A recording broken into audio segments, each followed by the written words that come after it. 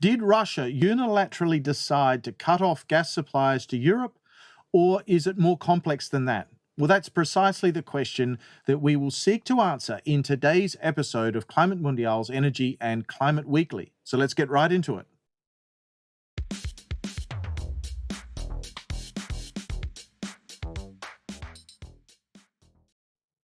The inspiration for today's video comes from a viewer discussion on a recent video that I published about the phase out of electricity generation using coal in Italy, which was originally proposed for the end of 2025 and has now been extended to the end of 2038, so an extension of 13 years. And during the viewer discussion, there were some remarks made about the dependence of Italy on gas supplies coming from external sources.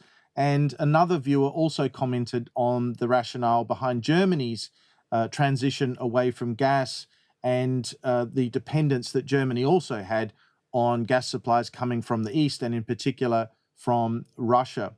Now, in terms of the events which have happened in the last 3 or so years since there's been conflict specifically between Russia and Ukraine, it's important to put this in context and realize that there's actually been several decades of history, particularly since the end of the Cold War, about gas supplies coming to Europe from Russia and transiting through some other countries in the former Soviet Union, in particular Ukraine, Belarus, and a handful of others.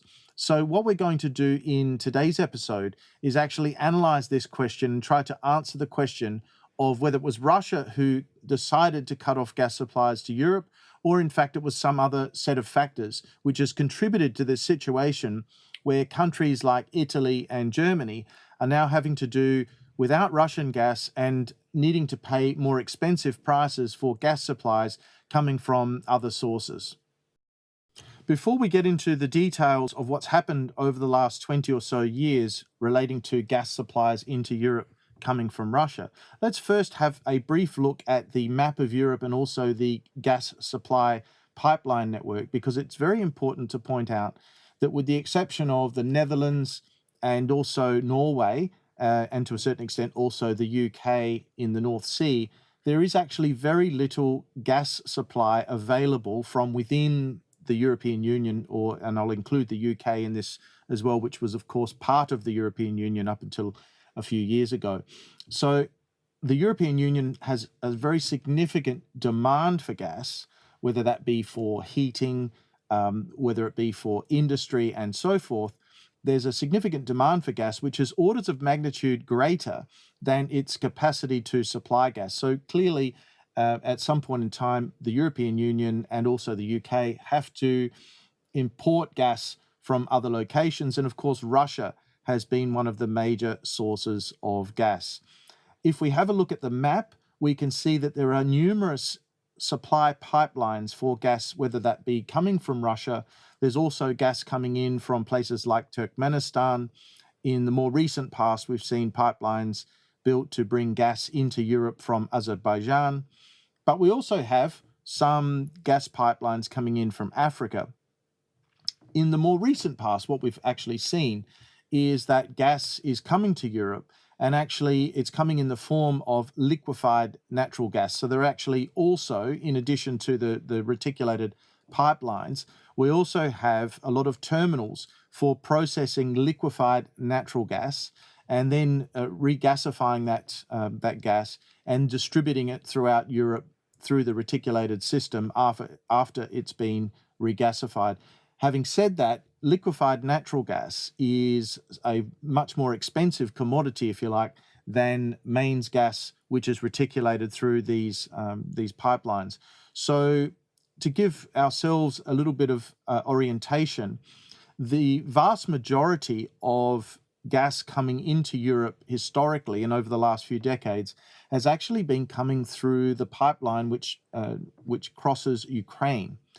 And of course, there are some other pipelines that come through in places like Belarus and so forth, but by far the largest volumes were coming through Ukraine. So that makes the transit of gas through Ukraine from Russia to Europe quite a particularly sensitive supply option. We can also see on this map that there are some different colored lines indicating the Nord Stream pipelines, which basically stem directly from Russia and come through the Baltic Sea and actually arrive in Germany.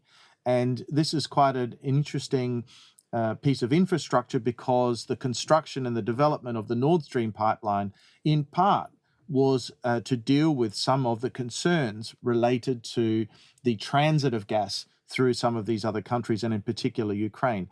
But it's very important that as we have this discussion, that we keep in mind this physical layout, if you like, of gas transit across Europe, and also the general fact that the European Union is a large consumer of gas, be it for residential as well as commercial uses and industrial uses, but has relatively little gas supply within its own territory. And so therefore, there's a degree of reliance that the European Union has on other countries for the energy, the critical energy that it needs for its economic development.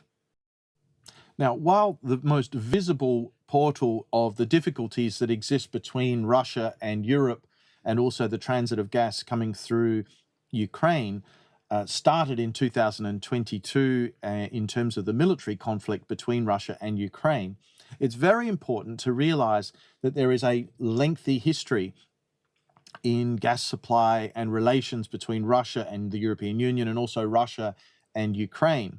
Now, what I'd like to do today is refer specifically to a gas transit crisis that affected Europe in the month of January of 2006. So it was a 4-day crisis, and this roughly coincided with when I started working in Europe in the energy markets, and so I have personal recollections of what happened from this event, but also there's quite a lot of documentation as well. But essentially, over the period, particularly from the 90s, when Russia was having some financial difficulties and actually had a sovereign default in 1998, there was a significant question about whether Ukraine was going to actually pay Russia for its gas that it would receive at market prices.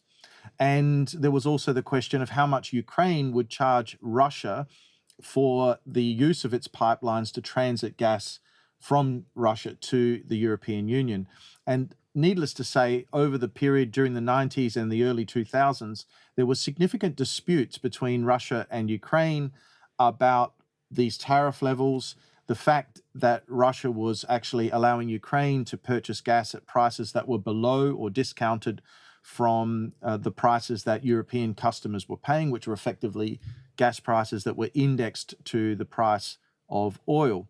And as a result of that, the Ukraine ended up with a reasonably large debt to Russia in terms of the unsettled payments, if you like, that needed to be made for this gas. And so then in the lead up to 2006 in January, there was a very significant dispute where actually Russia had accused Ukraine of diverting supplies of gas that were otherwise bound for Europe and had been used somewhere else in Ukraine. Obviously, Ukraine denied this.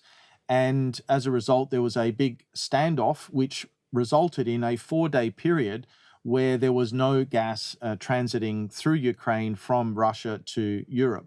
Now, fortunately, because this was right in the middle of winter, when the European Union really needs a lot of gas, fortunately, it didn't result in any restrictions that needed to be introduced in Europe. But it was quite an important event, because everyone could then see, particularly those working in the energy industry, but also in the general sense throughout the population, one could see how dependent Europe had become on this supply of gas between Russia and itself, and the fact that it needed to transit through Ukraine. The importance of Russian gas to a country like Germany was very, very significant. And at the time, there was around 40% of all the gas being consumed in Germany, a very industrialized country, was actually coming from Russia. So the fact that there was a dispute going on between Russia and Ukraine was quite alarming, in particular for Germany, but also, for a lot of other countries, including Italy. And it was quite clear that a solution needed to be found to this problem. Now, because the issues relating to gas transit had actually been there for quite some time, as I mentioned before, during the 90s, there were lots of problems that arose and some financial difficulties for both Russia and Ukraine in terms of their recovery from the dissolution, if you like, of the Soviet Union.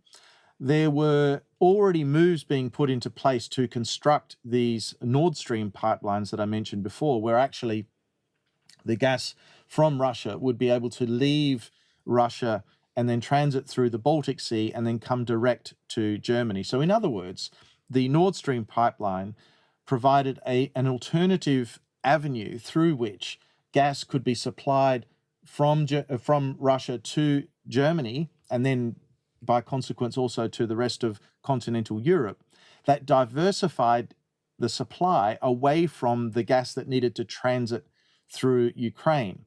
Now, this is a very important piece of infrastructure. And then specifically, when one looks at the crisis that developed in 2006, the Nord Stream pipeline construction was actually accelerated. This is the Nord Stream 1 pipeline.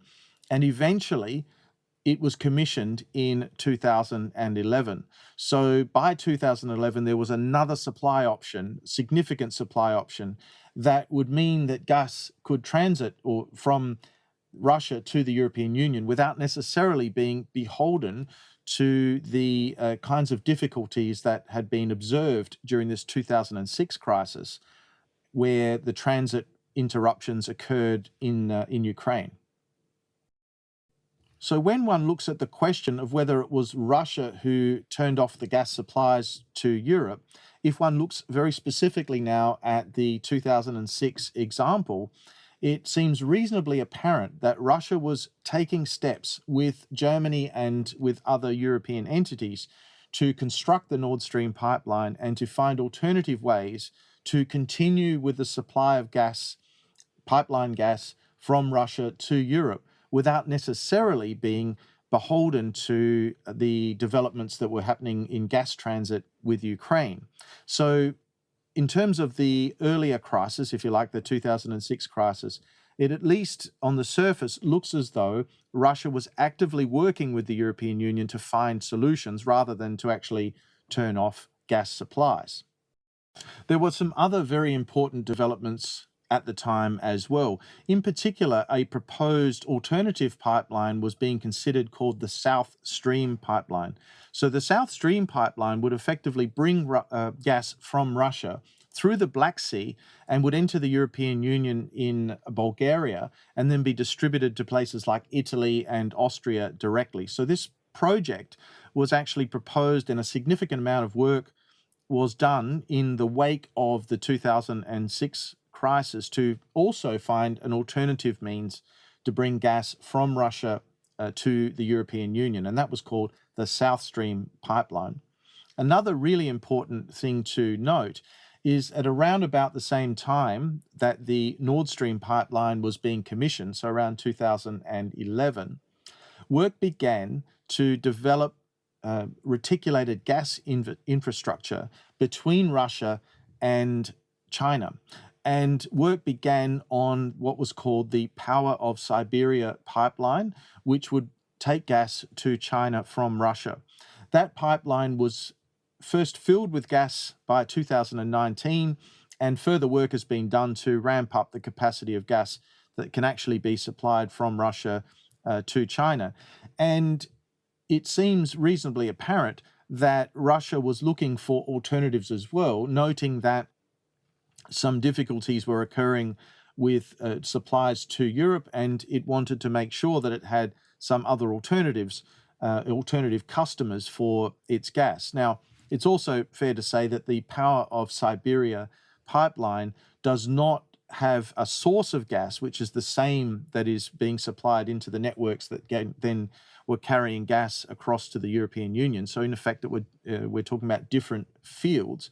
But at the same time, it's important to recognize that Russia was also taking these steps to diversify its customer base for gas in the same way that the European Union was also thinking about creating opportunities for diversification of its supply base for specifically for natural gas. Things became even more interesting in 2019 when the United States actually actively sought to oppose the construction of the Nord Stream 2 pipeline. That is the second pipeline that would bring gas directly from Russia into Germany via the Baltic Sea. And the stated reason for introducing legislation to prevent the construction of Nord Stream 2, as discussed in a fact sheet that was released by the Department of State in the US at the time, which interestingly was also during the period of the first Trump administration, was that Nord Stream 2 was a bad project because it would increase the reliance of the European Union on gas supplies from Russia. And it was the view of the United States across administrations, which is specifically mentioned in the fact sheet, that this was that the European Union needed to find alternatives and not be so concentrated on Russia as a supply source of natural gas. Now, within the fact sheet, there's also a suggestion that alternative supplies could be secured, including from the United States itself, which is a very interesting thing to have mentioned in the fact sheet. But the important thing to realize here is that there was certainly opposition from the United States to the construction of Nord Stream 2 and the building out of relations between Russia and the European Union, in particular Germany, when it came to natural gas, which at the time was an essential input for German industry and for the electricity generation industry, not just in Germany, but also in other countries, including Italy. And the United States was prepared to sanction firms that might be involved in supporting the construction of Nord Stream 2. So this is really important to realize that maybe in 2006, if we look at that particular gas transit problem, there were some efforts being made by Russia to find alternative solutions. By the time we'd got to 2019, it was fairly clear that there was a growing deterioration in the commercial relations between Russia and the European Union, influenced by, if you like, the interactions of the United States.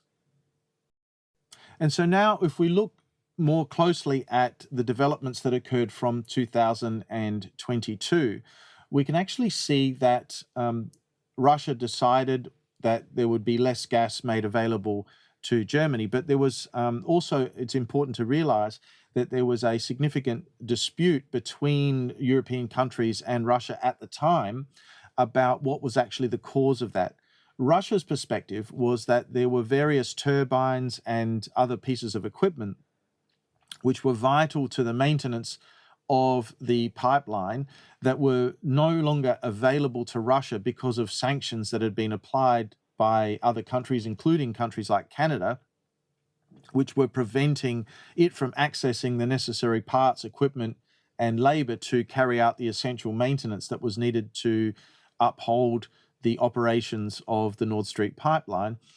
Whereas the other side was that in Europe, the representations were that those problems did not exist. There were the legal means to carry on the work that was needed to maintain the Nord Stream pipeline were certainly there. And so therefore there was a dispute between Russia and countries in the European Union about this matter.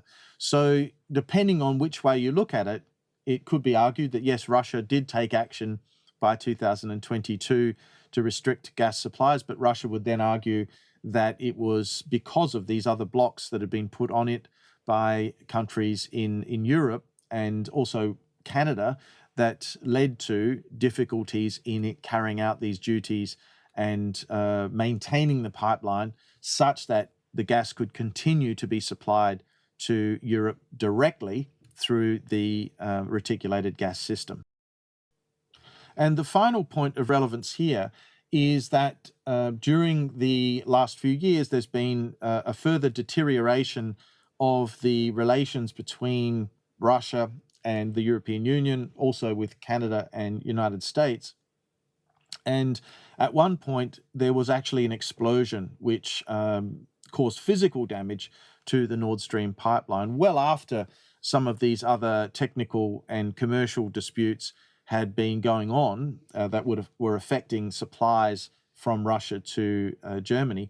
But it's important to realize that this physical interruption through the explosion also did occur. So even with a resolution to all the other matters, there would still be a physical problem about using the pipelines after this explosion. Now, the conflict itself or the incident itself has not been fully resolved. There are currently some legal proceedings where there are charges being laid to try and prosecute some actual Ukrainian nationals, but nothing has been fully resolved there. So at the moment, we don't really know what was the cause of the explosion that affected the Nord Stream pipeline.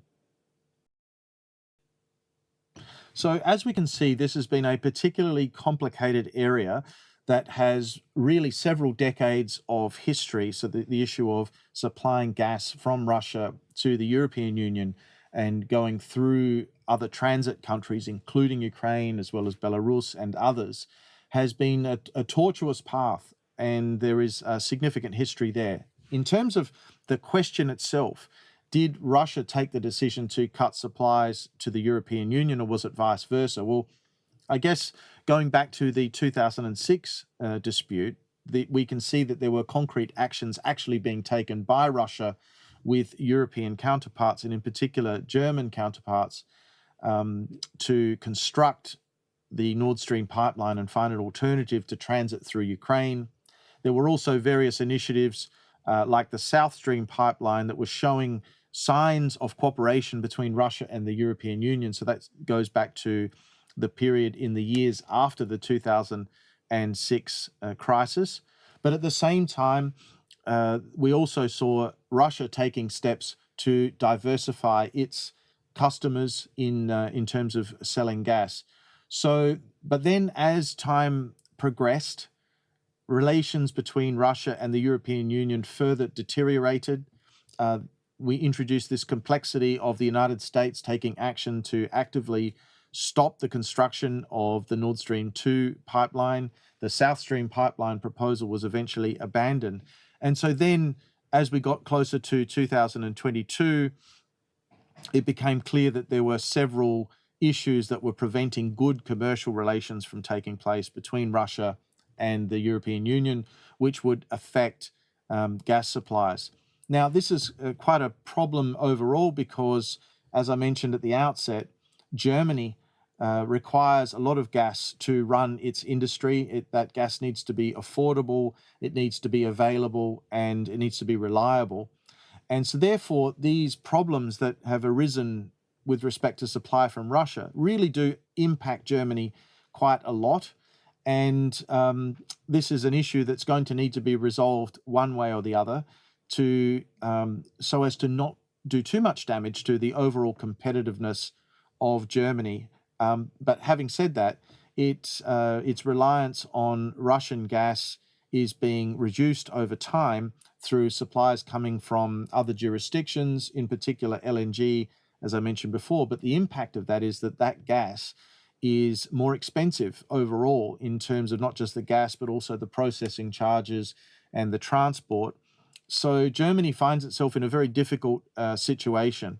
And as I mentioned before, this has a very long history. And at the moment, the problem is still there. So hopefully that gives some additional information in support of the interest of audience members in the previous video, and provides a reasonably balanced overview of the situation as it has developed. There's clearly a lot of literature that one can read to discover more about the details of what occurred in the period in the lead up to the 2006 gas transit crisis, what has happened since. And obviously there's a fully documented development, if you like, of the conflict that's taking place in Ukraine between Russia and Ukraine. And that clearly is not doing anything to help the situation. But the challenges remain. And so Germany needs to find solutions, as do Europe as a whole, or as does the European Union as a whole. So it's going to be a very interesting space to watch. But what do you think about these developments? I'd like to know your opinion. Please drop me a comment in the section below. If you've liked the video, please don't forget to click like. And if you haven't already done so, please subscribe to the channel and share this video and the channel with your family, friends, and colleagues. On that note, I'd like to say thank you very much for your attention today, and I look forward to seeing you again soon in the next episode of Climate Mundial's Energy and Climate Weekly. Bye for now.